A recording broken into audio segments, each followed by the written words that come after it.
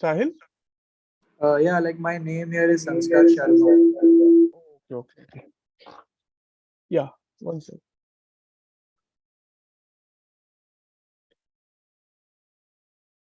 So there are two ID. I'm able to see Sahil Prasant Agrawal and Sanskar. Which one? Sanskar Sharma. Okay.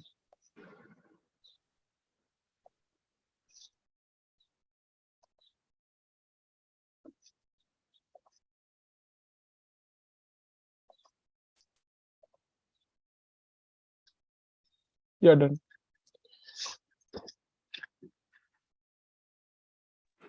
Should I start? Yeah, one second. Let me check with live stream.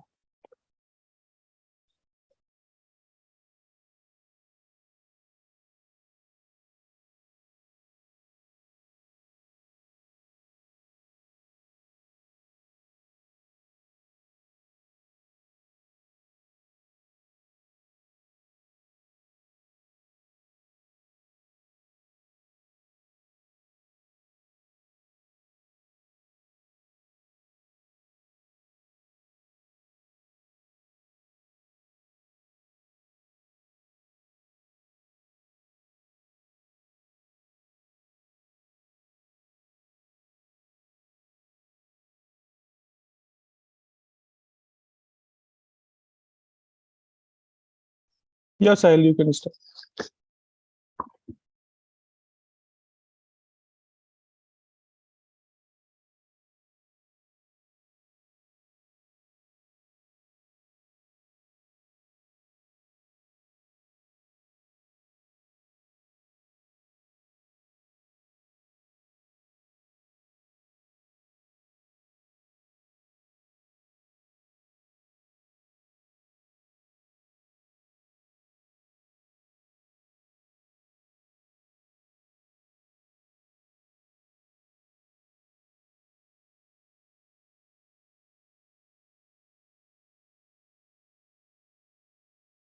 Sahil, I think you are mute.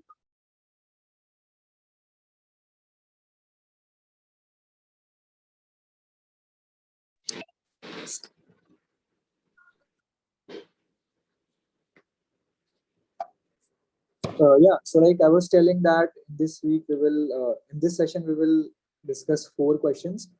Uh, Graded question from week 11 and week 12, and 2 practice questions from week 12. So let's start with the week 11 programming question.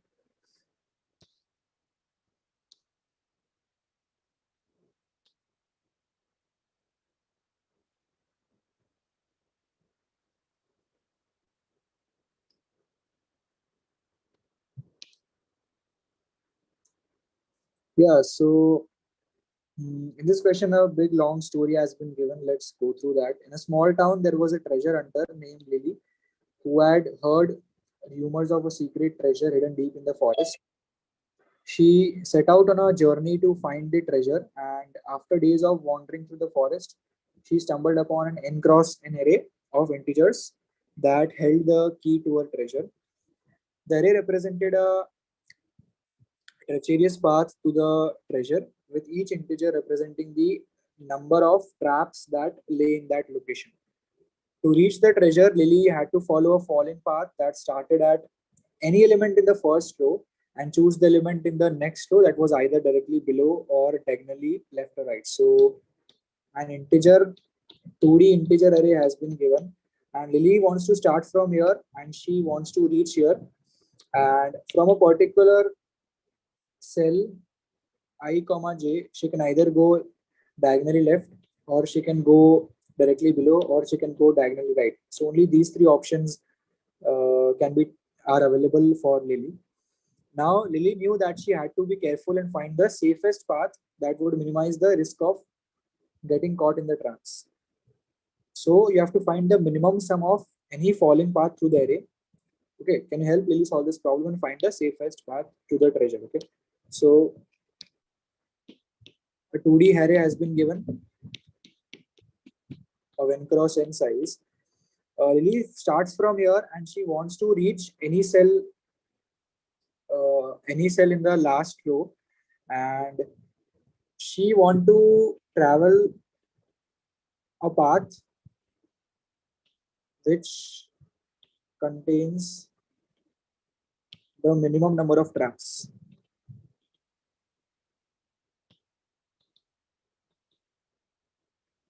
Right. So how will we solve this question? So this was the question. Now talking about the input, the first line contains t, the number of test cases. The first line of each test case contains an integer n representing the number of rows and columns of the array. And each of the next n lines contain n integers representing the number of traps. Okay. So we will have t, which is the number of test case. Then we will have the size of the array, n, size of the 2D array. Then we will have n cross n integers. Okay. So this is the input format. Now, as I have always said, constraints are very important. So look at the constraints. The maximum number of test cases we can have is 100.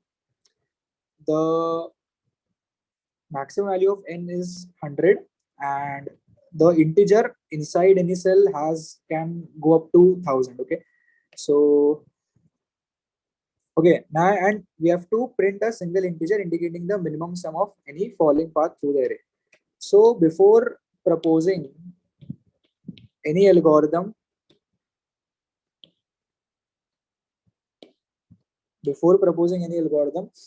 you always need to check the time complexity.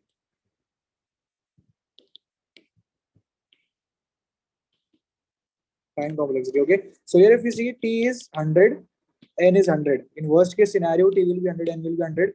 For each t, n will be 100. Okay. So what can we do? If for each test case,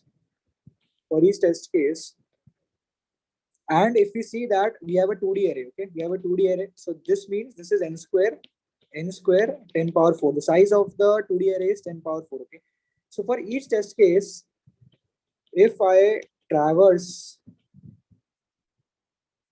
the 2D array once, okay, that is linear traversal, then the time complexity will be, for each test case, I'm traversing the 2D array once, that is, it takes n square time. So time complexity will be order of tn square, which is order of 100 into 10 power 4, which is 10 power 6.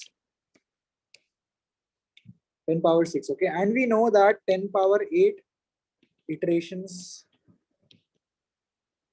can be done in 1 second. So if we consider the time limit given as 1 second, then we know that we can't exceed the number of iterations can't exceed 10 power 8.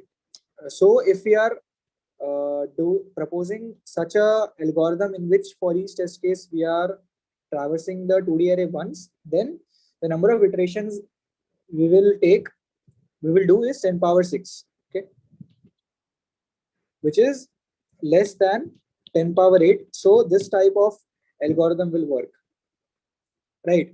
So we need to think of a solution which has a time complexity of order of tn square. That is, for each test case, we want to traverse the whole 2D array only once.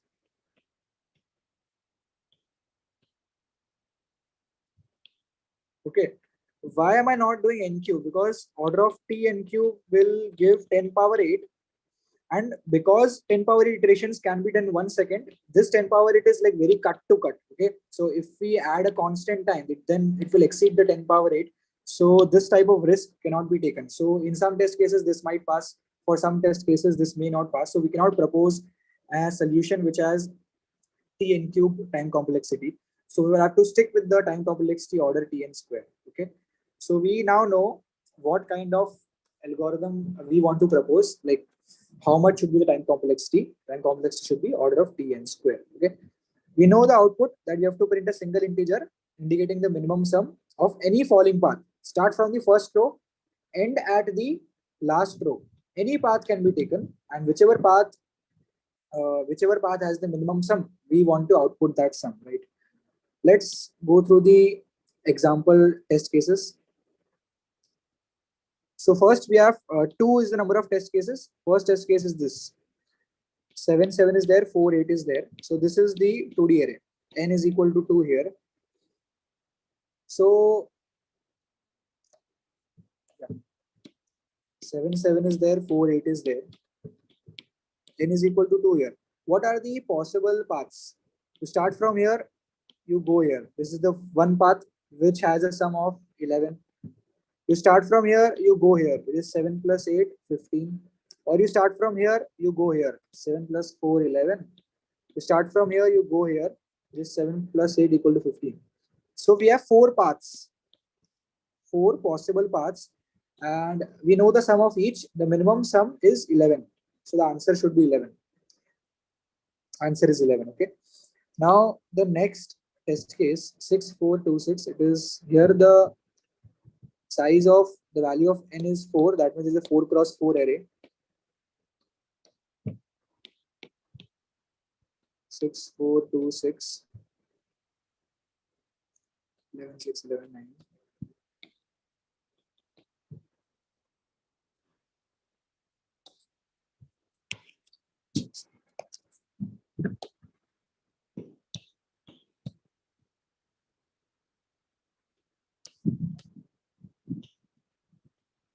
Okay.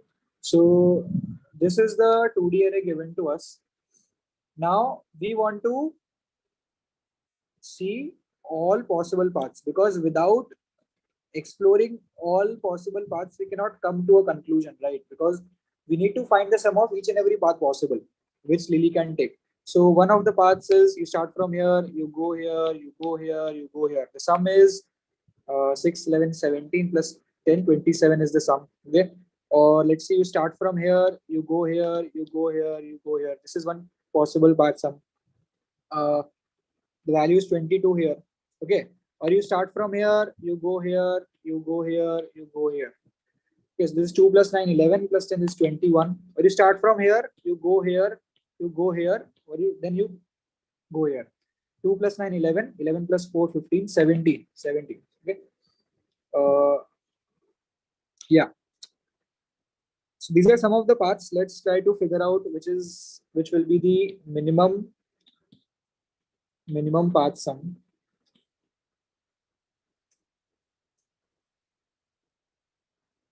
Yeah. So we start from 2, we go to 6, then we go to 4, and then we go to 2. Sum is 2 plus 6 plus 4 plus 2, it is 14. And out of all the possible paths, this is the path which has the minimum sum, which has answer 14. So you will see answer is 14. Okay. But okay, so we have like seen the test cases, but manually we are checking all the possible paths. But when it comes to writing the code, if we try and implement an algorithm which checks all the possible paths, then the complexity and the time complexity will be exponential, right? Will be exponential. Why it will be exponential, I'll tell you. Because let's say if you have this n cross n array, okay? So what you do, from these n choices, you choose one. From the n choices, you choose one. Let's say you chose, let's say you chose this cell. Now, for each cell, you have 3 choices, okay? You have 3 choices for the remaining n minus 1 cells. So, into 3 up to n minus 1 times. So, this is n into 3 power n minus 1. This is nearly around 3 power n. It is huge number. Like the maximum value of n given in the constraint is 100. So if you see 3 power 100, it is like it is a huge number. It is infinity, right? You cannot provide an algorithm which has this type of complexity. Okay, so surely we cannot explore all the possible paths, right? So how will we solve? As I had said before in the previous live session, that whenever you encounter the word all possible paths, you think about recursion. And as soon as you think about recursion, you go to DP. Okay. So let's see how will we think about recursion, and then we will provide a DP solution. Okay. We have this n cross n array. Okay. This is a n cross n 2D array. Now what we have to do, we have to start from the first row and you have to reach the end row.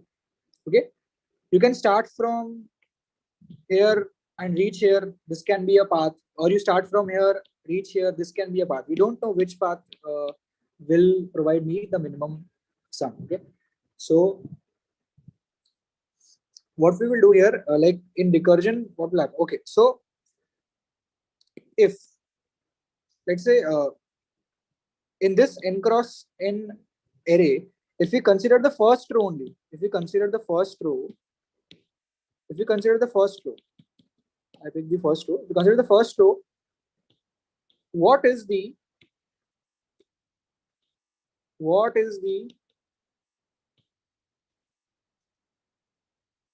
minimum path falling sum? For this element, what is the minimum path falling sum? The value which this cell contains, right? For this element, the value which it contains. For this element, the value that it contains. For example, let's say if we have 1, 4, 9, and 6. This is the only row we are considering. And starting from this row, ending at this row, what will be the minimum path falling sum? For this cell 1, for this cell 4, for this cell 9, for this cell 6. So the answer will be minimum of these, which is equal to 1. Okay. So what we are doing here, we are taking the 2D array. And what we will do, we will pick a cell. The coordinates are I, comma j, let's say, and we will say, and each cell will have a value. Obviously, this is the n cross n array. So what we will find out, we will find the minimum path falling sum from the first row to this particular cell. Okay, so f of I, comma j will tell me what is the minimum path taken from the first row till here. So like I can start from here until reach here. I can start from here, reach here. I can start from here, reach here. So f of ij will tell me the minimum of these paths. Okay, the minimum sum of these paths. So f of ij will tell me the minimum of these paths. Okay, so now look, if this is the cell, what happens? See, this answer is dependent on 3 values. Let's say if I consider this as a matrix, okay. So f of ij is equal to matrix of ij plus f of I, comma j minus 1. Matrix of ij plus f of I, comma j, and matrix of I, comma j plus f of I, comma j plus 1. Why these? Because how can you reach this cell?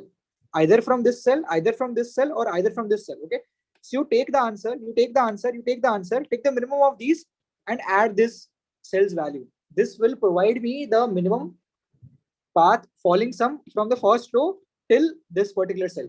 Okay, am I right or not? And you take the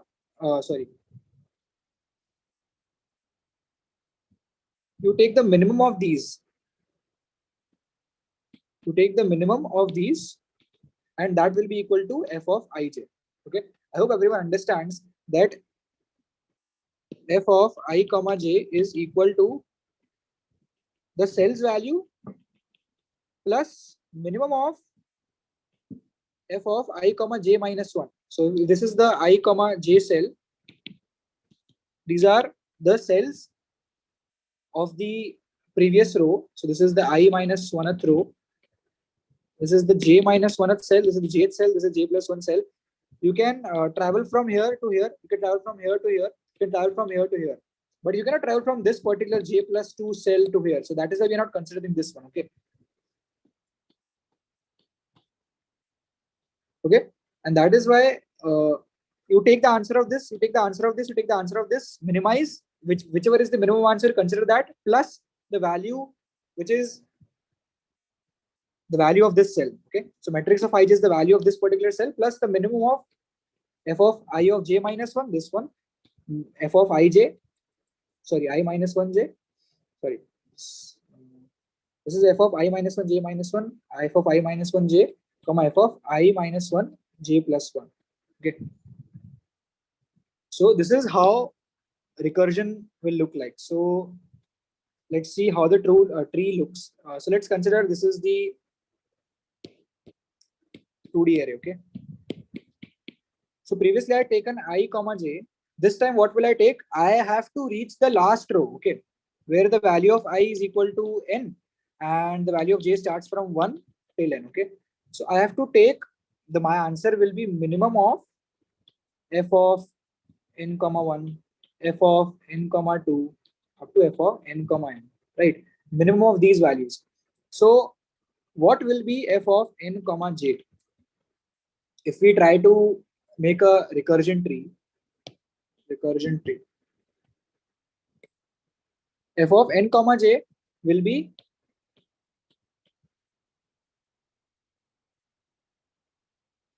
you are adding matrix of n comma j plus f of n minus 1 j minus 1, f of n minus 1 comma j, f of n minus 1 comma j plus 1. Okay, now this value will also depend on three factors, which is f of n minus 2 j minus 2, f of n minus 2 j minus 1, f of n minus 2 comma j. This one also depends on three, which is f of n minus 2 comma j minus 1, f of n minus 2 comma j, f of n minus 2 comma j plus 1. So if you see in this particular tree, we have cases where values are repeating. We have f of n minus 2 comma j minus 1 here. We have f of n minus 2 comma j minus 1 here. Okay. We have f of n minus 2 comma j here. We have f of n minus 2 comma j here. So we are calculating the same value multiple times, which is not an efficient way to solve a problem. And if we use recursion, we will end up with a exponential time complexity. Okay. So we cannot do this because this is an inefficient way, because we are calculating the same value multiple times, which is not desired. And this problem is called the problem of overlapping subproblems. And whenever you encounter the problem of overlapping subproblems, you know that we need to apply a DP solution. Okay. And as we know, yeah, so we have seen how we could have applied recursion, but because of existence of overlapping subproblems, we now are reduced to a DP solution. So how will a DP solution look like is, let's say we have this 2D array. Again, we had said that f of I comma j was matrix of I comma j plus minimum of f of I minus 1 j minus 1, f of I minus 1 comma j, f of I minus 1 comma j plus 1. This was our simple equation of recursion. So we will just, copy this equation, translate this equation in DP. So we'll have a DP of I comma j will be matrix of I comma j plus minimum of DP of I minus 1 comma j minus 1, DP of I minus 1 j, DP of I minus 1 j plus 1. So this is the equation, and you have to solve this. And what will be the answer? The final answer will be the minimum of the last row, right? The minimum of the last row. So this is minimum of DP of n1, DP of n2 up till DP of nn. Why? because dp of ij is telling us the minimum path following sum from the first row, till that particular I comma j cell. Okay, and because we want to start from the first row and we want to end at the last row, we don't have any particular like bias that we want to end up to this cell only or want to end up to this cell only. Whichever, like if by ending at this particular cell we are getting the minimum sum, then that will be our answer. Or by ending at this particular cell we are getting the minimum sum, that will be our answer. So we calculate all the values, all the dp values, and we'll take the minimum of these, and the minimum of that will be the answer, because we just need to start from here, start from any cell and reach till any cell at the last row. Okay, so this was the dp solution.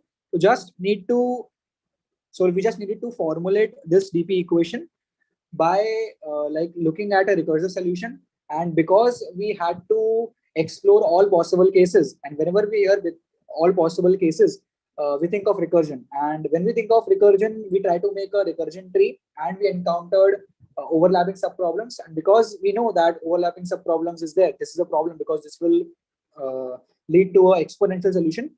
We reduce that recursive solution into a dp solution, which is a tabular solution, and we solve this question in n square time. So if you see, we have a dp array, 2D dp array, which will take n square space. And as I will show you in the code, that we will iterate over the 2D array only once, which takes n square time. So for each test case, we're taking n square time, which gives me order of tn square, which is 10 power 6 iterations. Okay. So yeah, that was the solution. Let's jump onto the code. It is a very simple code.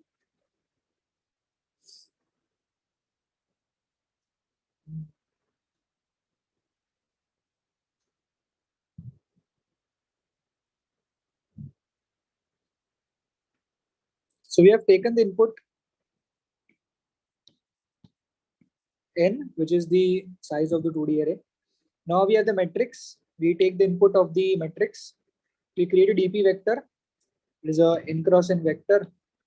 Now what we are doing, we know that the first row, the dp values of the first row will be the values of the matrix itself, because starting from the first row, ending at the first row, the value will be the value in that cell itself. So that is where we are doing dp of 0 of j equal to matrix of 0 of j. So dp of 0 is the first row, and for each column we are doing this. So we are having 0 based indexing here. Okay. So we have assigned the dp values for the first row. Now for each subsequent rows,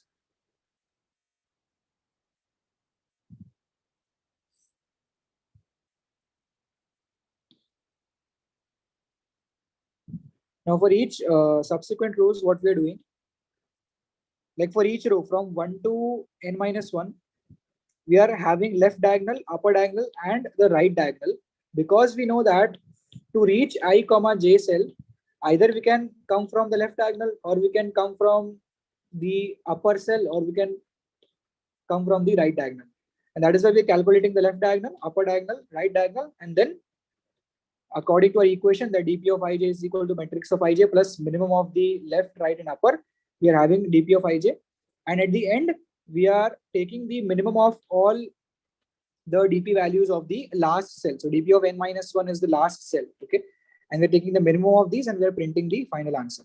Okay, so like this if condition has been mentioned, because let's say you're calculating the dp value of this particular cell, which is I comma 0, right? This is ith row and this is the 0th cell. So you can either come from up or you can come from the right diagonal. You don't have any left diagonal, so that is why we cannot calculate the value of left diagonal. Similarly, for this particular cell, you can come from above or you can come from the left diagonal. You cannot come from right diagonal, because this is not valid. So that is why we are keeping a check of that, and then we are calculating the values of left diagonal, upper, and right diagonal. Then we're calculating the value of dp of ij, and we're doing this for each and every cell. And then at the last, for the last row, we're calculating the minimum of all DP values, which gives us the final answer. So this was all for week 11 programming question. Now,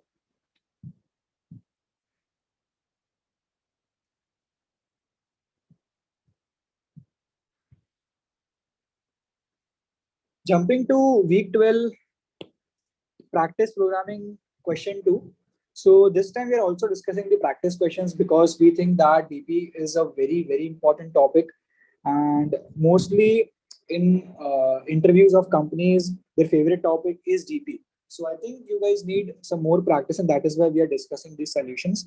So let's try and solve this problem together. Once upon a time, there were two friends, okay, Tom and Jerry, beautiful, who loved solving puzzles and brain teasers together. One day, they came across a particular challenging problem. Okay, they were given two strings of characters, S1 and S2. So we have two strings, S1 and S2, and we're asked to find the length of the longest common subsequence between them. Interesting. Tom and Jerry sat down to solve the problem. They began by understanding what a subsequence is. A subsequence is a sequence that can be derived from another sequence by deleting some or no elements without changing the order of the remaining elements. So let's say if we have A, B, C, D. So is C a subsequence? Yes. Is A, C a subsequence? Yes. Is A, C, D a subsequence? Yes. Is B, D, B is a subsequence? No, because we are changing the order, right? Is BD a subsequence? Yes, it is a subsequence. Okay. So we pick the elements, but without changing the order. That is the definition of a subsequence. Substrings and subsequences are different. We have A, B, C, D. AB is a substring as well as a subsequence. CD is a substring as well as a subsequence. But BD is not a substring, but it is a subsequence. Okay. So why BD is a subsequence? Because we can pick characters in the same order, but substring is to pick continuous characters. Okay, so that is the difference between substring and subsequences, which you guys need to keep in mind, because many a times we read the question in hurry and we forget what we had read. We had like, did we read subsequence or did we read substring? And we just jump onto the solution directly without reading the problem twice. So subsequence, substring are very different from each other. So that needs to be kept in mind. Yeah. So Tom and Jerry worked together, brainstorming different strategy algorithms to solve the problem, but could not come up with a correct solution. Can you help them with this puzzle? Okay. So I guess we have understood the problem statement. We have two strings, and we have to find the length of the longest common subsequence of these two strings. Okay. So let's see the format of input. The first line of the input contains T, the number of test cases. The first line of each test case contains two space separated integers S1 and S2. Simple. We have T number of test cases, and for each test case we have one line, we have S1, and then there is a space, and then we have S2. Okay. Yeah. Just a second.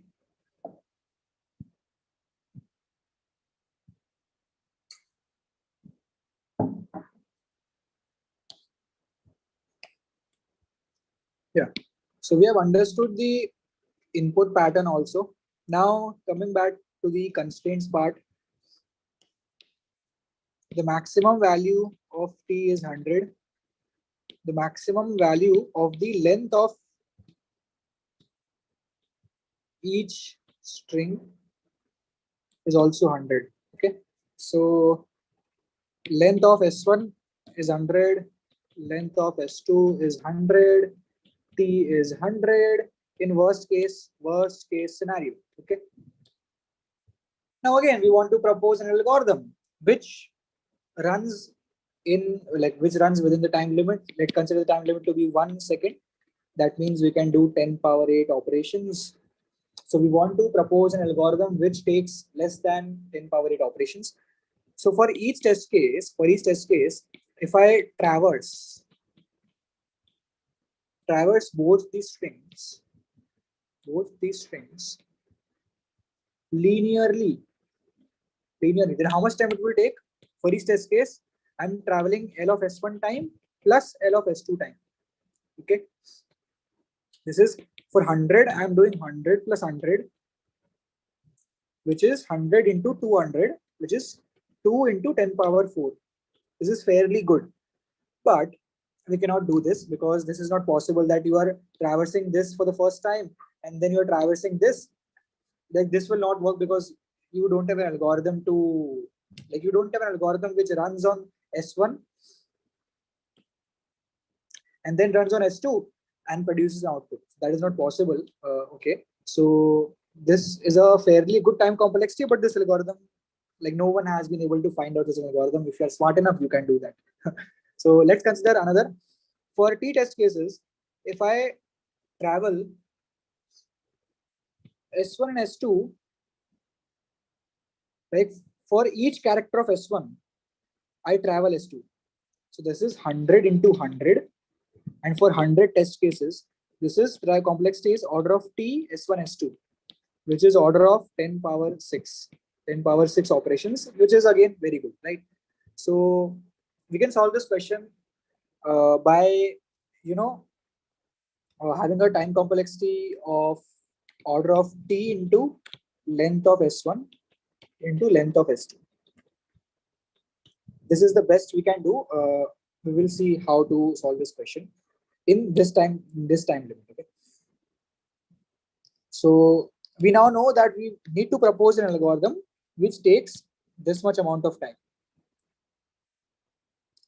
Now the output is quite simple. We have to print a single integer which indicates the length of the longest common subsequence among the strings S1 and S2. Okay. Yeah. So let's see the test cases. We have 2, which is the number of test cases. A, B, C, C, A, D, B. Okay. So we have A, B, C, and C, A, D, B. Okay. This is S1. This is S2. Okay. Now, if we write the subsequences of this, we have A, we have AB, we have A, B, C.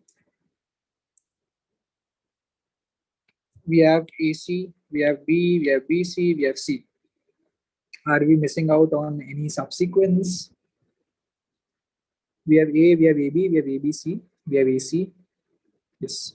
And for this, we have C, then we have CA, then we have CAD, then we have CADB, then we have CAB, then we have CDB, then we have CD, then we have CB, then you have AADB, you have AD, you have AB, then you have D, then you have DB, and then you have B.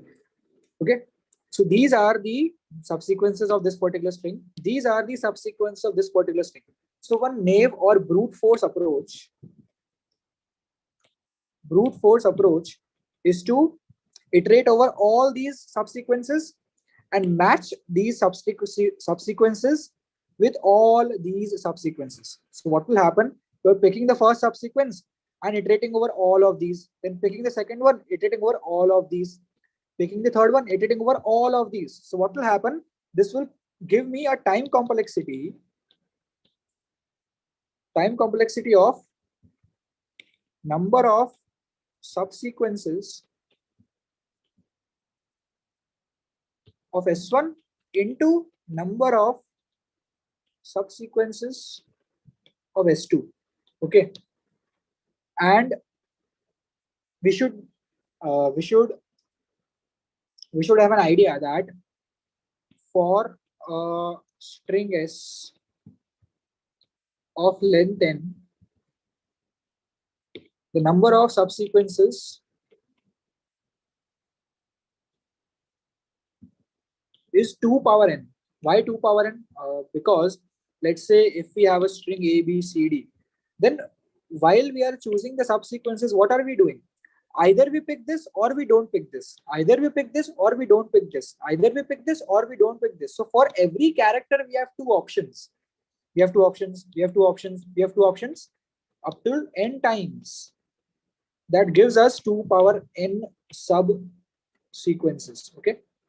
So the time complexity came out to be 2 power length of S1 into 2 power length of S2, which is 2 power length of S1 plus length of S2, which is, if length of S1 is 100, length of S2 is also 100 in worst case scenario, which gives me 2 power 200. This is the time complexity for one test case. So for 100 test cases, at worst, time complexity will be 100 into 2 power 200, which is infinite. We cannot propose an algorithm which runs in this much amount of time, obviously, right?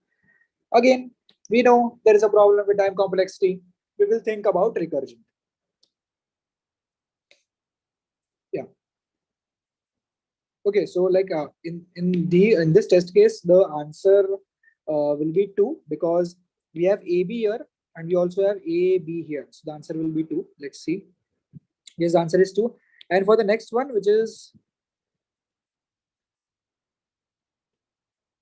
PQR and TPUQVR, answer will be 3 because we have PQR here and we have P, we have Q and we have R here. The answer will be 3. Answer is 3. Okay. Yeah. So you have understood the test cases also. We now know that the time complexity by running a brute force method, which is to generate all the subsequences of S1, generate all the sequences of S2, and then compare each subsequence, each pair of subsequence. We cannot do that because this leads to a exponential solution, right? So let us think about recursion. We have S1, we have S2. Okay. Let's say length of S1 is N, length of S2 is M. Okay, this is length of S1, this is length of S2. So this is S1, this is S2. S1, S2. I am considering one based indexing. So this starts from 1, goes up till N, starts from 1, goes up till N. Okay. Now, what I will do is I will consider the whole S1 string, I will consider the whole S2 string. I will say that f of n comma m will tell me the length of the longest common subsequence of string S1 starting from 1 till n and string S2 starting from 1 till n. Okay. So if here f of I comma j would have been there, then it will provide me the length of the longest common subsequence of string S1 starting from 1 till I and string S2 starting from 1 till j. Okay. This is substring of I comma j, substring I till, this is substring 1 to I, this is substring I to j. Okay. So what we are doing, we are calculating f of n comma n. This will be our final answer, right? But now see, if we have f of n comma n, what will happen? So this is S1, this is S2. If we try to draw a recursion tree, why recursion tree? Because we are exploring all possible cases now. Why all possible cases? We are taking all possible subsequences of S1. We are taking all possible subsequences of S2, and then we want to find the answer. So we know that there is a all possible cases scenario once again, which means we need to think about recursion, which means we need to think about recursion tree, right? So let's see how the recursion tree looks like. F of n comma n. This is S1, this is n. S2, this is n. Okay. F of n comma m says we have considered the whole string. We have considered the whole string. Now, this answer depends on two answers. How? I will tell you. Let's say, if this character, the nth character and the mth character, if it matches, then what we will say, we will disregard the last character, nth character, and we will consider the string n-1. We will disregard the last character, we will consider the string m-1. So if S1 of n is equal to S2 of m, then we will say the answer is 1 plus f of n minus 1 m minus 1. You provide me the length of the longest common subsequence by considering this particular string, and then I will add 1 to it, right? Does it make sense? Yes. Okay. Else, if it is not equal, then what we will do? If not equal, then what we will do? See, if they're not equal, then S1 is there, S2 is there. If this one is not equal to this one, then what we will do? We will consider the whole string and the m minus 1 string. Okay. So we'll say f of n comma m minus 1 or f of n minus 1 comma n. Right? We considered this string and the whole string. Okay. And whichever gives me the maximum answer, I will return that. Okay. So this is maximum of f of n comma m minus 1 comma f of n minus 1 comma m. So I consider this, I consider this, I consider this. If they are equal, the answer will be this. If they're not equal, the answer will be this. Okay. So f of n minus 1, f of m minus 1, again, it depends on two cases. 1 plus f of n minus 2, m minus 2, or max of f of n minus 1, m minus 2, comma f of n minus 2, m minus 1. Well, this one depends on two cases, right? 1 plus f of n minus 1, m minus 2, or max of f of n comma n minus 2, or f of n minus 1 comma minus 1. So again, if we see that we are calculating the values, the same values again and again. F of n minus 1, m minus 2, f of n minus 1, m minus 2, we are calculating it again and again. F of n minus 1, m minus 1, f of n minus 1, m minus 1. So we're calculating the same values again and again, which leads to the problem of overlapping.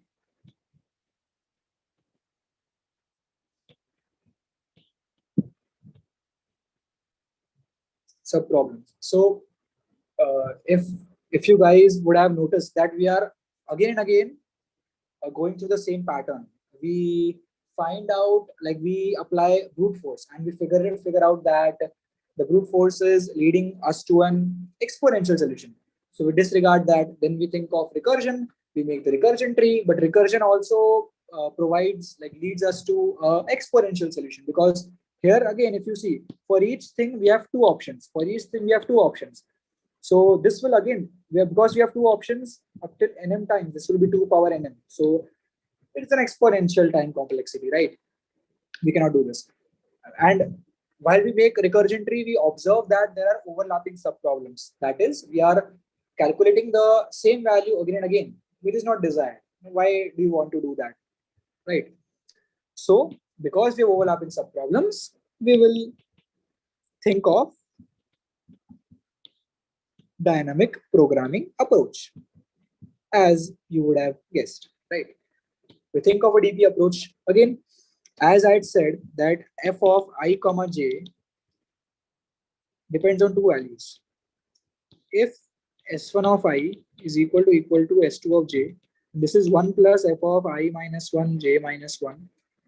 Else, this is max of f of I comma j minus 1, f of I minus 1 comma j. Okay.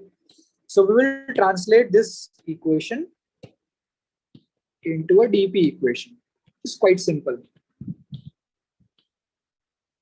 So DP of I comma j will tell me about the maximum,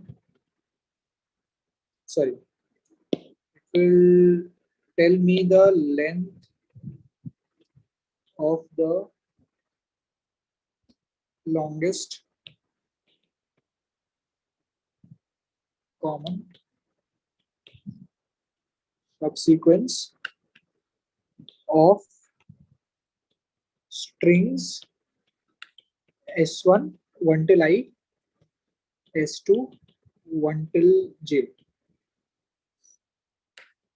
1 till I, 1 till J. So this is what dp of ij is, and the final answer, as you would have guessed, will be dp of nm, because we want the answer by considering two strings, which is S1 1 till n, S2 1 till n. Mind that we have considered one-based indexing.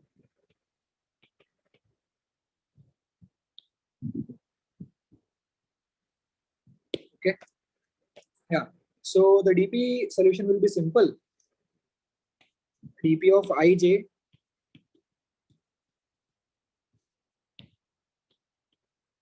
if S1 of I is equal to S2 of j will be equal to 1 plus dp of I minus 1 j minus 1. Why 1? Because if this is the string, this is the string, this is S1, this is S2, and if this character is same as that of this character, then we disregard the last character, right? We disregard the last character and we only see this left out string. And we say that whatever is the length of the longest subsequence, the longest common subsequence here, we will consider that and we will add one to it, right? This is simple. So example is, let's say if we have A, B, C, D, and if we have if we add E, B, D, this is S1, this is S2. We have the last character same, right? Last character same. So what we say that the answer will be 1 plus the longest common subsequence of A, B, C, comma, E, D.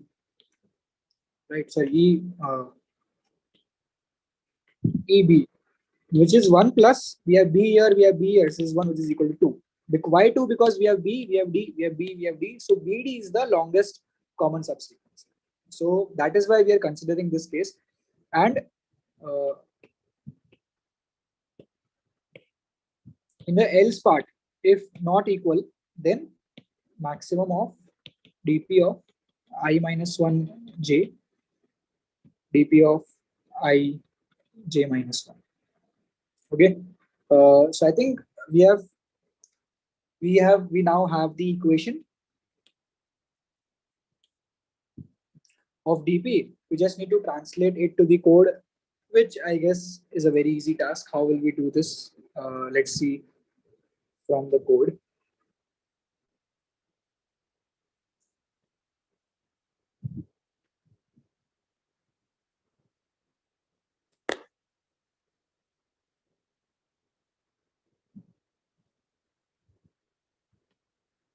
Yeah, so first of all, we are taking the input S1, S2, two strings. Then we are having the size of S1 as n and the size of S2 as n. And then we are declaring a 2D vector. So why we have taken n plus 1 and n plus 1? Because we are considering one based index. Okay. Now, this is the main part. What we are doing, int I is equal to 1, I less than I plus plus. We have two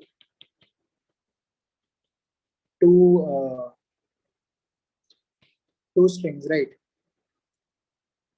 We have I pointer for this string, we have J pointer for this particular string. So for each ij, what I'm doing, I'm checking if S1 of I minus n is equal to S2 of J minus 1. Why am I doing I minus 1, J minus 1? Because we had considered one based indexing. But in S1, we have from 0 to n minus 1, from 0 to n minus 1. But here the for loop is from 1 to n and 1 to n. That is why we are having I minus 1, J minus 1. If they are equal, then the dp of ij is equal to dp of I minus 1, J minus 1 plus 1. Else, dp of ij is maximum of dp of I minus 1 j, dp of I j minus 1. And lastly, we are outputting the dp of n dp of n of m. This is the final answer. Okay. So like, yeah.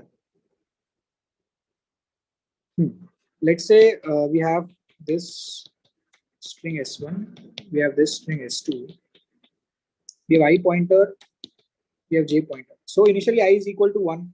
Like here the indexing is from 0 to n minus 1. We have considered I is equal to 1. Let's suppose I starts from here, from the first thing, and J is for each I, J for each I, what will happen? For each I, J will traverse from 0 all the way up to m minus 1. Okay, sorry, from 1 till m. Okay, so basically the idea is if we have A, B, C as a string and C, D, E as a string, then for this A, for A, we will consider the subsequences. We'll consider the sub strings C, CD, CDE. Then for AB, I will point here. We will again consider C, CD, CDE. Then for ABC, we will have C, CD, CDE. Okay.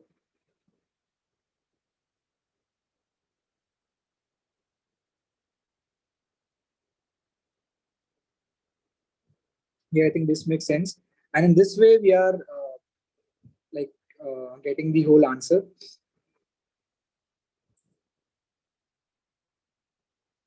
Yeah, so that's it, I guess, for this particular question. So basically, I just want to say that whenever you encounter a situation where you need to think about all possible cases, the question may be like you want to find the minimum, or you want to find the maximum, or you want to find the average, or you want to find the sum, or you want to find the count, either of these. And whenever such type of questions are given and you think of exploring all the cases, mostly those kind of questions are DP problems. So it's just an observation that whenever you think about exploring all the cases, now all the paths or all the subsequences, all the substrings, right? No, so in these type of cases, do think of a DP solution. In these type of cases, you just need to formulate a DP equation. Formulate a DP equation. DP equation. So, like if you are thinking of a 1D DP, then think that what will DP of I represent? What will it represent? As soon as you have thought what will DP of I represent, and mostly DP of I will depend on DP of I minus 1 or a DP of I minus 2, or like the DP of I will depend on the previously calculated DP values. So think of a equation, like always think what will DP of I represent? Is DP of I, like will I be able to calculate DP of I based on the previous DP values? If you are able to think correctly, then you just need to write the equation and you solve the problem. Similarly, if you have 2D DP, as we had seen in the first question, we had DP of ij. So I thought that DP of ij depends on three things: DP of I minus 1, j minus 1, DP of I minus 1, j, DP of I minus 1, j plus 1. And because I had previously calculated all these things, I just took constant time to calculate DP of ij. Okay. So always think in this way that what will be my DP of I? What will be my DP of ij? What will my DP of I represent? And like whenever you have overlapping subproblems, you will always find a case where DP of I is dependent on the previously calculated DP values, or DP of ij is dependent on the previously calculated DP values. Okay. So yeah, that's it from my side. Now I will hand it over to Satvik for explaining week 12 programming question as well as the week 12 practice programming question. Thank you. Thank you, Sahil. Okay, so let me share the screen.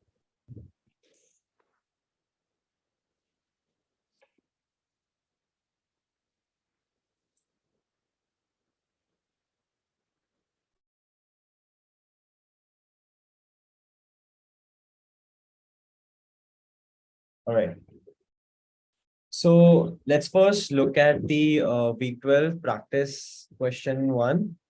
So what we are given here is that you live in a city which is in the form of a n cross m grid. You live at the top left corner. So again, you live in a city, right? And it is in the form of n cross m, right? You live at the top left corner and your friend's house is on the bottom right corner. Okay. So now there is a construction going in the city and a cell might be a dead cell represented by -1 in the cell. Okay. So for example, this cell or this cell -1, right? There might be multiple cells and these cells are not accessible. You cannot go on these cells. Now, what you can do is if you are on I comma j, right? On I comma j cell. So what you can do is move down to I plus 1, sorry, move down to, yeah, I plus 1 comma j, or you can move right to I comma j plus 1. Okay. Now, what you have to do is find the total number of possible paths from your house to your friend's house. So this is your house, this is the source, and this is the destination, right? What are the number of possible paths, right? Total paths you can go from S to D. That is top left corner to bottom right corner. Okay. Now the input format is given as the first line is represents the number of test cases. The first line for each test case contain integers n and m, which is the size of the input grid. And then for the n lines and m space integers, you are given the elements of the grid.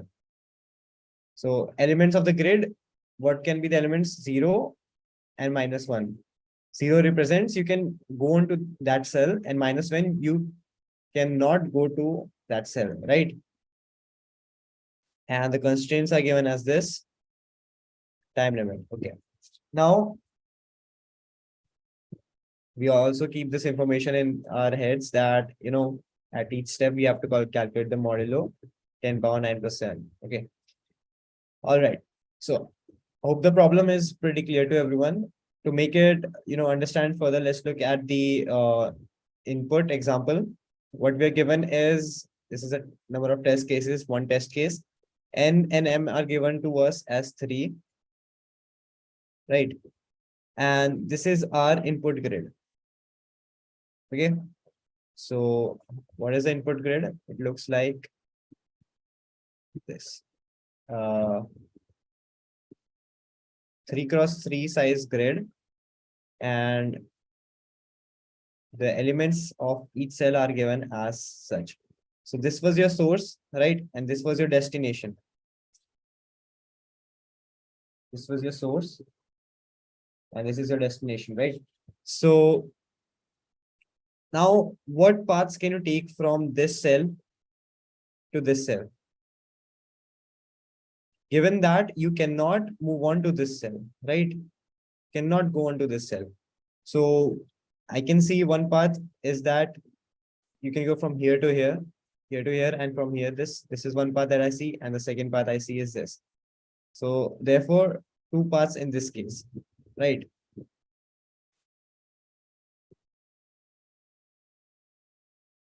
If you want to take a more complicated example, we can take a 4x4 matrix. N cross M need not be same. So let's just take a 3x4 matrix, right? This is your source and this is your destination. And if you're given -1 over here, -1 over here, or rather, let's just say you're given anything like -1 over here, -1 over here, right? So you can go from here, you can start from here, you cannot go over here, right? You can go here, you can go here or here, right? But from here, you cannot go any further, right? So from here, you go here, and You can either go right or you can either go left. That you cannot go up, right? So this is not, you cannot go over here. Okay. So again, you come here or you can go here, right? So till here you had only one path. So here you can diverge. You can go right either from this side or from this side. So therefore, in this case also we will have two paths. These cells are not accessible. Okay. So yeah. All right. So let's first simplify the, let's move on to this, how we are going to approach the solution. So let's first simplify it and let's just assume there are no -1. Okay. Basically, let's just consider the case where, we have to just find a total number of paths from the source to a destination. Given that no cells, that all cells are accessible, you can travel to all cells. So, right. So what happens is that if you are here at I comma j, let's identify what are the number of possible ways you can come to I comma j. So to come to I comma j, you would have either been at this cell or this cell, right? These are the two possible cells you have come from, right? So this is the I comma j -1 and this is I -1 comma j cell, right? So you can come to this. So if the number of ways to reach I comma j -1 cell and the number of ways to reach I -1 comma j, right? So what would be this be? This will be Fij. Fij would be Fi -1 comma j plus F of I comma j -1, right? So the number of ways you can reach I comma j is, you can come up from here. So the total number of ways, right here, and from here you can reach, number of ways you can reach here. We sum both of them, and that is how we get I comma j. So we have broken down the problem into sub problems, right? So if we know these two values, right, we can say what is I comma Fi comma j, number of ways to reach I comma j. And right. So, and finally, what we have to return? We have to return F n -1 comma m -1. If indexing is starting from 0, we have to return this value. So this will give us the total number of ways, right? We have been asked, it will give the total number of possible paths. But here, what is the problem? We have not considered the dead cells, the cells that you cannot go to. So let's assume that, if you are at -1, number of ways to reach a dead cell, they can be ways. Okay. So let's just say, if again take the example of I comma j, right? You can come from up or you can come from the left, right? And if this was a dead cell and this wasn't a dead cell, right? So what would be Fi comma j? You cannot come from here. So you don't add this part, right? But you can come from here, right? So you have to give it this. So you cannot come from this part. So that is why you won't add it. So Fi comma j would be simply I -1 comma j. Right. And instead, if it was the other case that, this was -1 and this was 0, what would it be? Fi comma j would be F of I comma j -1. Right? If it was like this.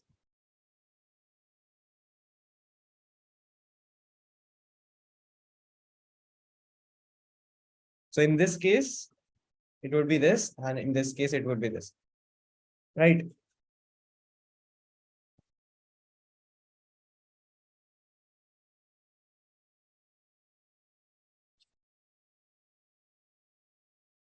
And what if, so what here in this case, what is this? What I want is to keep this expression the same for everything. Okay. So what I'll do is, if I comma j minus 1 is it's a dead cell, then what I want to do is set it as 0. Right. So if I comma j was a dead cell, then this means fi comma j, I want to set it as 0. So this is what I want to check. This is what I want to do. Okay. So we have broken down the problem into sub problems. And what is our algorithm doing? It starts with, we traverse all the cells from 0 to n, right? And from 0 to m, right? Let's just forget about, let's just move on. So what we are doing is, yeah, we're traversing each cell. And what we do is,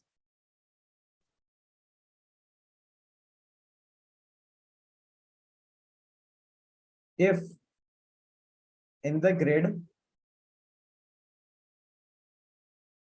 if it's not a dead cell, right, then we calculate fi comma j, and we substitute f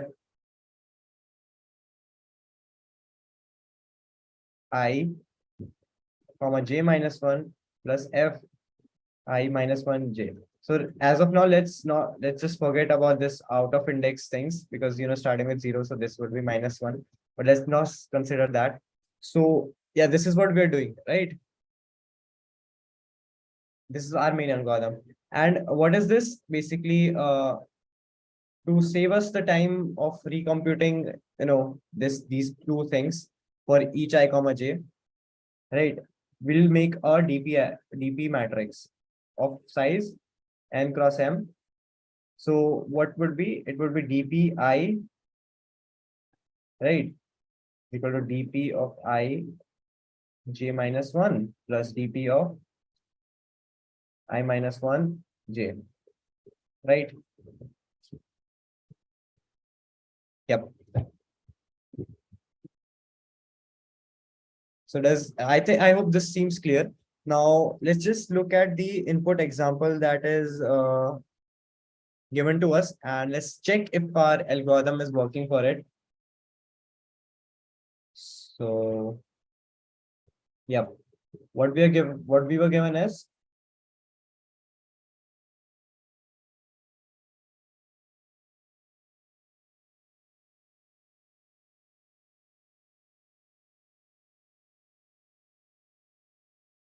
right, this was our input. Now what we're doing is making a DP array, right? DP matrix, sorry, of the same size. So let's first look what we are doing. Look at the first row, right?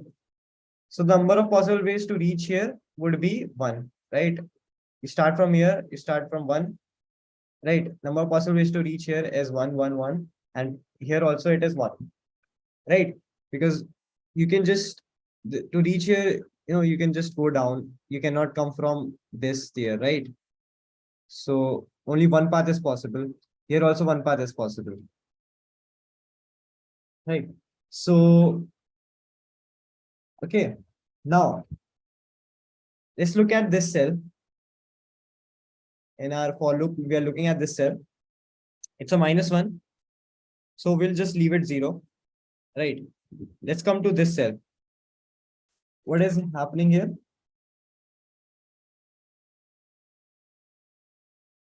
So in this cell, you can come from here or you can go from here, right? So according to this, dp of this should be number of ways to reach this one, that is given to us 1, right? And number of ways to reach this is 0. So it should be 1. So number of ways to reach here is 1. And you can also check number of how many ways you can reach. You could go from here to here. You cannot go from here to here, right? Because it's a dead cell. So till now, this is right. Okay. Let's look at this cell. What it's doing is you can come from here or you can come from here. So according to the formula, what it should be from the right side, the number of ways is 1, right? From the top side, number of ways to reach here is 0. So it's 1, right?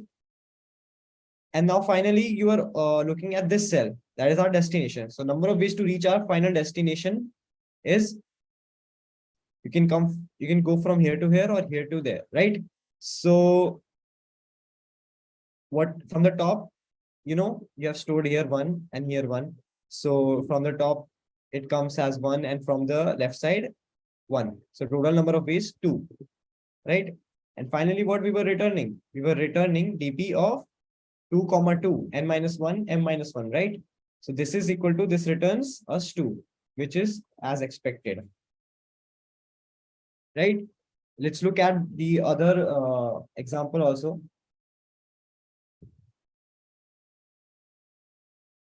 Right. So we were given 3 cross 4 matrix.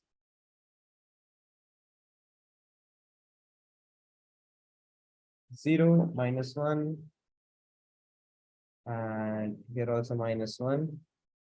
Rest is all x, right? So, okay. So you create a DP array and initialize it all to zeros.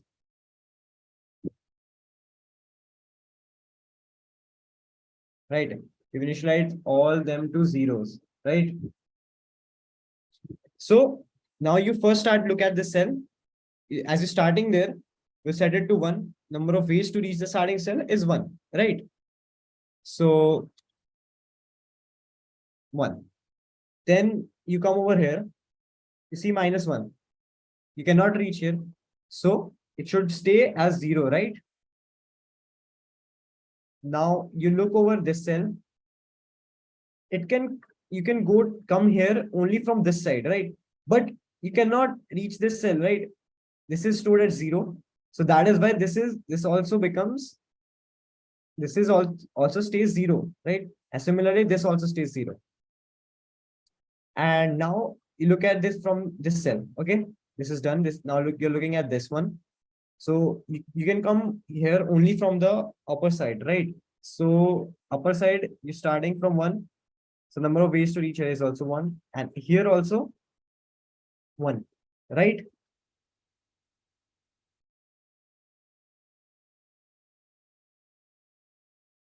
So you're done over here. Now look at this cell. You can come from both sides, right? But this is -1, and we have also stored 0 over here. And what is the formula? dp of I j -1 plus dp of I -1 j. So this is 0 plus 1. So this is 1, right? This is the, now look at this. Both sides, right? 1 way only. Now this, right? 1. Now you look at over this cell. This stays 0 because it's a -1, right? Now you come at this cell. This is 1, this is 0. So this becomes 1 plus 0 equals to 0. Now finally, you're looking at this cell. So 1 and 1. So 1 plus 1 gives us 2, right? And this was 0, right? So it gives us 2. And this is our final answer, right? There were 2 ways, here to here or here to here, right? So yeah, this was the algorithm. And let's look at the code solution for this question. Okay. Now, here we're taking the inputs, the test cases, and the grid size, N and M, right? Then the matrix input, right? And then to calculate the number of paths, we call this function unique paths, right? It takes us to this part of the code. Okay. So what we are doing here, we first initialize the DP table, DP matrix to all zeros, right? As we saw earlier. The base case, we had we have three base cases. First is, you initialize the first cell to 1, right? Second base case is we fill all the first column. And second is fill the first row, right? Because, to handle out of index, we first fill the first row and the first column. So as you remember, here also we fill the first row and then we fill the first column. And how we are doing is, simply what we are doing is, either it should be 1 or it should be 0, right? 0 if we cannot reach that, right?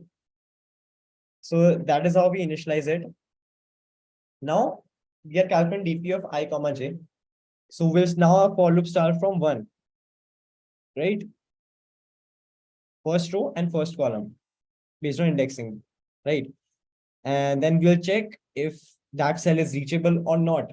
If it's reachable, then just we'll calculate this dp I j is equal to dp of I minus 1 j plus dp of I j minus 1. If it was not, then we just leave it as it is, right? We leave it as it is. So here also what we were doing is we left it as 0. We didn't update it to anything. So that is how this is doing. And finally, we are returning the number of ways to reach the bottom right cell, that is dp of n minus 1 m minus 1. Let's look at the input. What was the input? 1 3 3 and 0 minus 1 0 0 0 0 minus 1 0 and 0 0 0, right? It gives us 2, right? And in our 3 cross 4 matrix,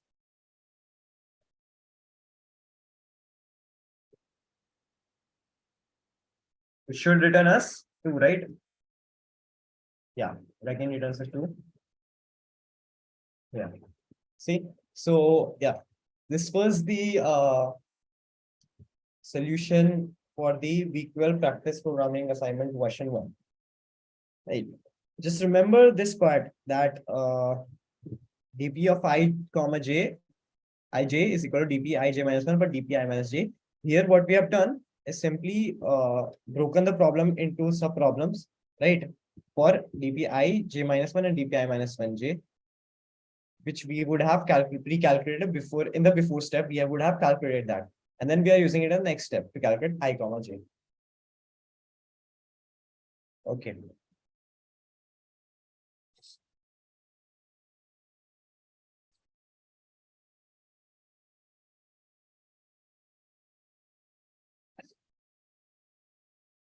All right. So let's look at the week 12 graded programming assignment question 1. What you were given here is an array A of distinct integers of length n, right? And you want to construct a beautiful array using the elements from array A. And then you're given the definition for beautiful array as if you pick any pair of numbers A comma B from the array, it should satisfy the property either A should be divisible by B or B should be divisible by A, right? So what it means is that if you pick any indexes I and J, right, from the array A or the constructed beautiful array, let's call it B, what it should follow is either BI should be divisible by BJ, right? Or BJ should be divisible by BI.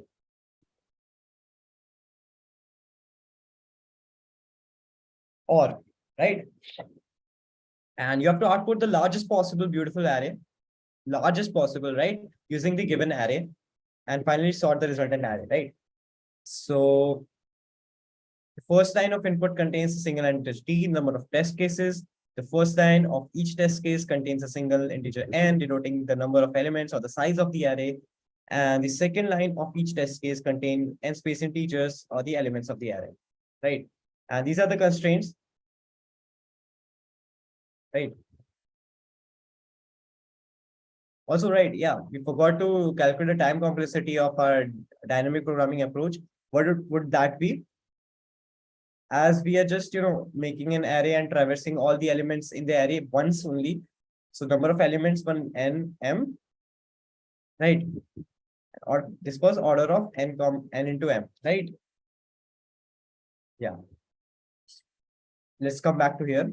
What we're doing is, okay, we have seen the constraints. Time limit is given as 1 second. Now for each test case, we have to print the set of elements in the sorted manner, right? Okay. So let's look at this example. What we were given is this we are given array as 1, 16, 7, 8, and 4.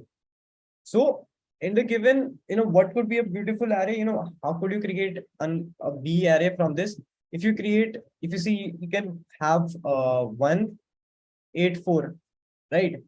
And if you consider any pair, if you consider 1, 8, 8 is divisible by 1. If you consider 8, 4, 8 is divisible by 4. If you consider 1 and 4, 4 is divisible by 1, right? So this would be considered as a valid answer. And here, if you add 7 here, would this be no? Because 7 is not divisible by any of these, or doesn't divide any of these, right? Right. So this won't be a beautiful array then. But what we have to do is we have to make the largest possible array. So largest possible would be, which it should be 1, 16, 8, and 4, right? Because 16, if you add 16 to here and consider each pair, it still satisfies this property of beautiful array, right?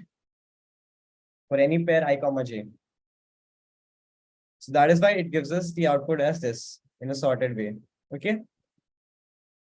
Also here also you see 1, 2, and 5. What could be beautiful arrays over here? Either it could be 1, 2, 1, 5, right? So yeah, this was the explanation for the problem. Now let's move on to the solution, how we are approaching this. So what we want to do is think of this problem as, I want to make this problem similar to the longest increasing subsequence problem. In this problem, what we are doing is we're finding longest or the largest subset, right? But I want to convert this problem something like longest increasing subsequence. Hopefully, till now you would have heard of this problem, and if not, let's look at it pretty quickly. So what this problem states is that if you're given an array such as 10, 9, 2, 5, 3, 7, 101, and 18. Example input, right?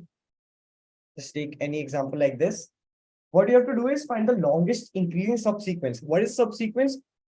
Subsequence is that here, if you, in the subsequence would be, you can pick 9, 5, 7. It should appear in this order only. You cannot, this is a subsequence, right? But 5, 7, and if you put 9 over here, this is not a subsequence. It should occur in a sorted way, right? So this is the definition of subsequence, right? You can pick any numbers from the array, but they should follow the same order, right? You can pick 9, then you can make 3 or 101, anything, but it should be in the same order in which they occur in the original array. So 9, 5, 7, 9 occurs before 5 in the original array, 5 occurs before 7 in the original array. So this is a valid. But here, 5 does occur before 7 in the original array, but 7 occurs after 9, right? And 9 occurs before. So this is not a valid subsequence. And now what you have to do is find the longest increasing subsequence. What is an increasing subsequence? So an increasing subsequence is like, for example, 9, and then you pick 101, right? So this is increasing. 101 is greater than 9, right? On that increasing could be 10, right? 101, this could also be an increasing subsequence. But what you have to do is find the longest increasing. So longest, if we see here, would be 2, 3, 7, and 101. Or it could also be 2, 3, 7, 18, right? So if you see, this is a subsequence, right? come in the same order as they did in original array, and they are increasing, right? So I want to look at this problem in terms of this problem. And how I want to do is that convert this problem into longest divisible subset. Divisible, what is divisibility? The condition of the divisibility is given as this, right? This is what I mean by divisible, and it should be a subset. So subset is same as subsequence, but in subset, the elements can occur in any order, and irrespective of the order they came in the original array. Right. So instead, what I want to do is first just in our given question, I just want to first sort the array. Because it doesn't matter in whichever order they occur, right? First, I want to just sort the array. So sorting the array in the above question like would be 1, 4, 7, 8, 16. First, I just want to sort this array. Right. And now I want to find the longest divisible subsequence.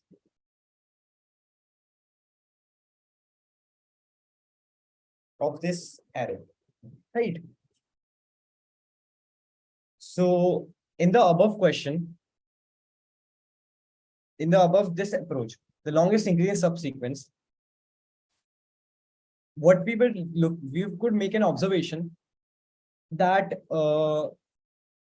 if you look at 7, right, the number of elements that was smaller than it, there was 3, 5, 2, right? So if you pick 3 before 7, right, you see that 2 will also be less than 7. 2 is less than 3. It will also be less than 7, right? So same approach over here. If you pick 1, 4, 8, if you see 4 and 8, if 8 is divisible for 4 and 4 is divisible by 1, this would imply that 8 is also divisible by 1, right? So you don't need to check this thing. So if both these two conditions satisfy, this means this also satisfies. And you can directly say that 1, 4, 8 is divisible. Is one of the divisible subsequence, right? So, okay. Now I want to come to this. I want to come back to this approach in the longest increasing subsequence. What we were doing is, the algorithm would work as, in terms of thinking of DP problem. So if we are f of I, right, and you pick a j that is less than I, right? And a of I is greater than a of j. This is the condition that we need for an increasing subsequence. Then fi equals to fj plus 1. Fj, for example, if I was let's say if I was 0, 1, 2, 3, 4, and 5. If I was 5 and j was, let's say, 4. Here we see 7 greater than 3, right? Satisfies the longest increasing subsequence. So what would be f of 5? It will be f of 3 plus 1. Now we come to f of 3. We've broken down the problem into a sub-problem. What is f of 3? F of 3 would be just, we see that only one element is smaller than this, right? So f of 3 would be just 1. That is why f of 5 would be 2, right? And this is, sorry, f of 3 would be equal to 2 because, why would it be 2? Because till 3, you can take 2 comma 3 as a subsequence, right? So f of 5 would be 2 plus 1 equals to 3, because here you can take 2, 3, 7. So that is how we don't need to check, because before this, whatever sequence that is occurred before 3, whatever subsequence that we have taken, would obviously be less than 7 that we pick, right? All of these elements would be less than 7. So that is why we can, if we just take the last this element, so with this means numbers would also be less than 7. That is why if we just append 7 to it plus 1, right? Appending 7 to it, we just see that that gives us a new increasing subsequence. How can we translate it to this? We see that, pick an I, right? And a j that is less than I. And the condition that it wants to satisfy should be that a of I should be divisible by a of j. And we don't take the or condition over here because ai will always be greater than aj, because we have sorted the array, right? So if ai is always aj, then the only possible condition is that ai is divisible by aj. Aj divides ai, not the other way around, right? If these two conditions satisfy, then we can say fi equals to fj plus 1. Just as seen, like if we have picked 1, 4, right? And then we're looking at a. This is I equals to 3, right? So f of 3 would be f of 1 plus 1. Because, because if you see that 8 is divisible by 4 and 4 is divisible by any of these numbers, this means 8 is also divisible by these, right? This means the condition of divisibility will hold, and you can simply do this operation, right? And it will give us f of 1 would be 2 and plus 1 equals to 3. And that is how you get it. So we have somehow, in this problem, what we have done is use the logic behind the longest increasing subsequence that we had to build the solution of our problem, right? Longest divisible subset.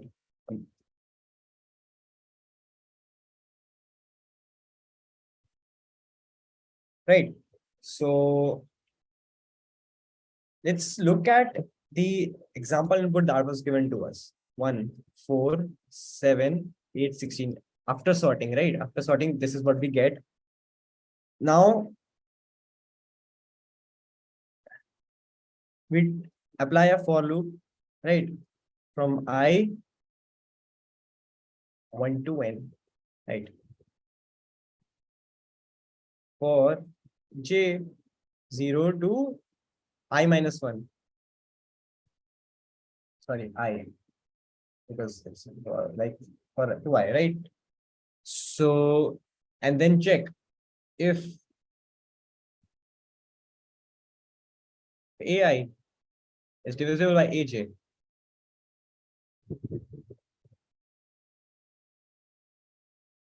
Then we can add it to it, right? So f of I can equal to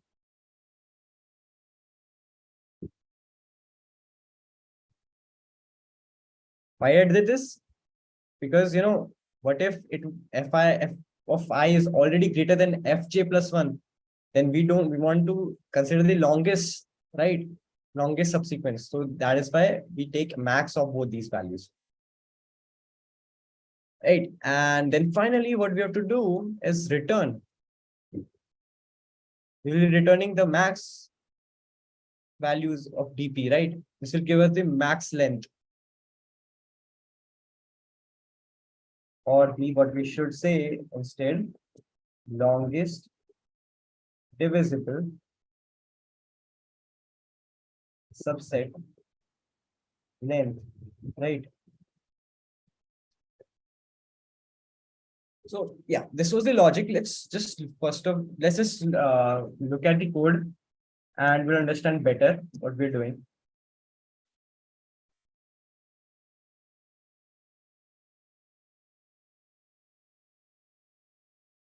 All right. So what we have done is taken in input the number of test cases and then the length of the array, and then the input array that is given to us, right? And then we divisible set that we get, we're storing it into an answer array. And this calls this function.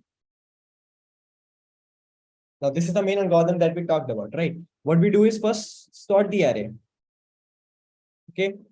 So the largest element comes at the last, right? And then we'll initialize our DP array, right? We initialize it.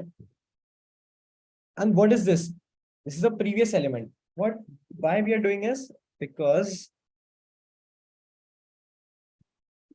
what we want to return, for example, is not here the longest divisible length.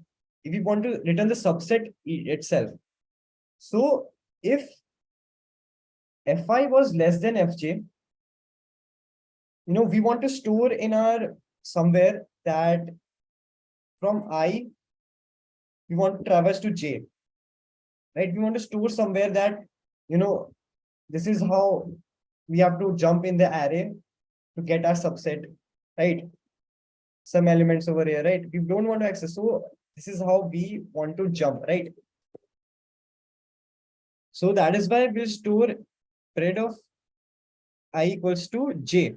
This means that once we have completed all the operations, what we want to do is start from the max length from the index, and then this will tell us that from pred of I we have to jump from j to access the elements of the subset, longest divisible subset, and then pred j would contain the index of some other element that it has jumped, and this way it will give us. So for example, input like we had 1, 4, 7, 8, 16, and we had initialized our pred as -1, -1, -1, and yeah, -1 and -1, right? And our DP as DP would be all ones, right? Because every single element is a longest divisible subset of length 1, right? So all stored as 1. Now we'll start at I equals to 0. Sorry, I equals to 1, right? And we'll look from the starting from j equals to 0, so 1. Satisfy the condition.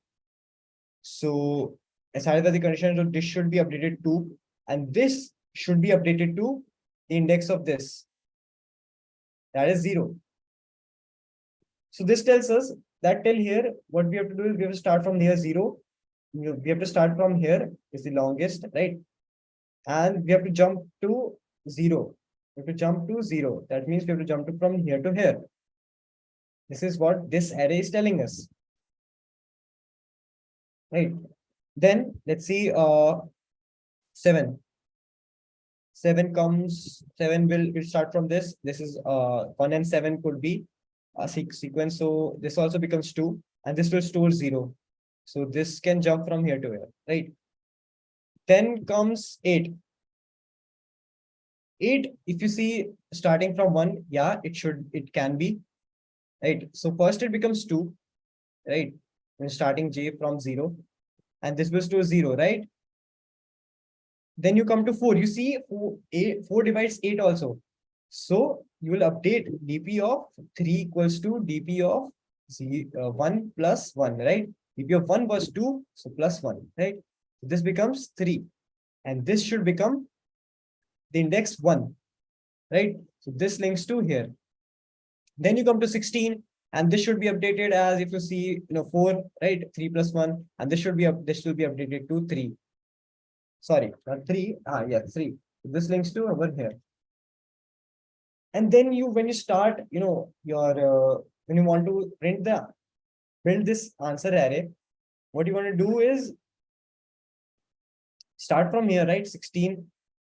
Then it will tell you have to jump to the index 1 in the index 3. This will tell you have to jump to the index 3 and access it. This is 8, right? Then you push it into 8. Then this will tell you that index 1, you have to jump from here to here, right? You push 4. This will tell you have to jump from 4 to 1. Index is 1, 2, 0, right? And push 1. And finally, you reach -1. This means, there is nothing further and you stop it. So this is how you get the final subset. So this is why we are making this, right? And max end, it will store the index, right? Index at which index, it will store the index of 16 over here. Got it?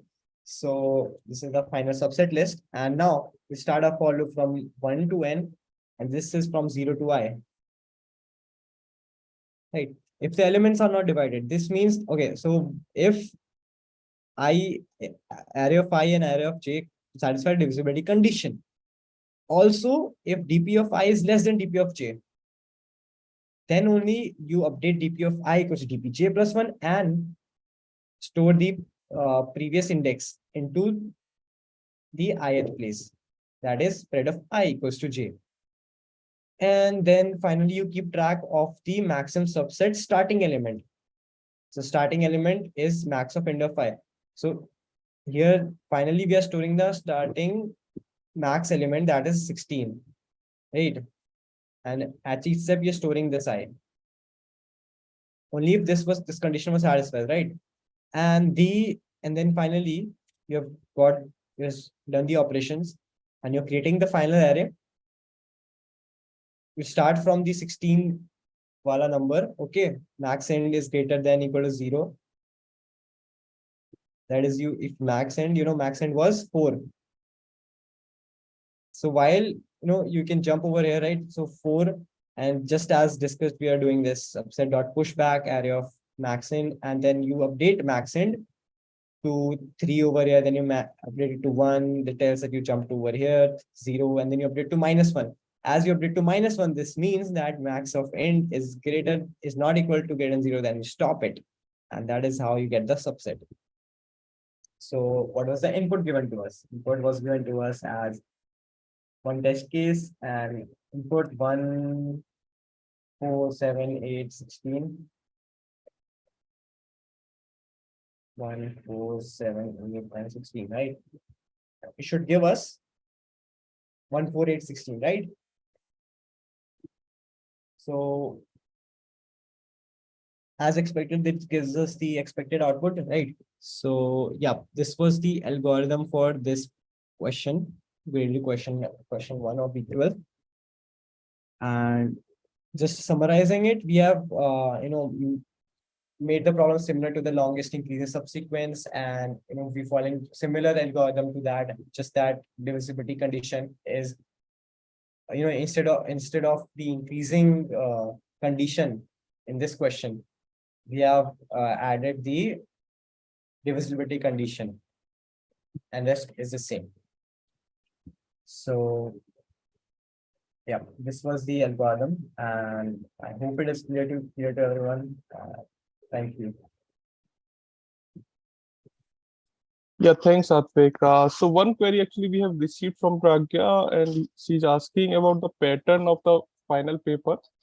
So I want to give answer for this. So you can expect the similar type of question about like the graded theory assignment and practice theory assignment in the end-term exam. So similar type means same multiple choice question and multiple select and input type of question. Okay, so this is the type of question in the final exam. And if we talked about the pattern of the exam, so you will get 2 parts in the exam. So one is the short type of question and another is the comprehensive type of question, and both have equal weightage, 50% marks. So in the short type of question, you can expect the similar type of question of graded theory and practice theory. So like there's one question and you can simply solve that question and return the answer. But in the comprehensive type of question, so you will get one scenario, one problem scenario, and based on that problem scenario, some maybe 4 or 5 questions may be asked about that scenario to solve that particular type of problem. Okay, so you can expect this type of pattern for the final term exam. Yeah, okay. And so this is the last session actually. So I would like to say all the best to all of you. And I also like to say thanks to Satvik and Sahil for your nice support in the live session and other things. Thank you, Satvik. Thank you, Sahil.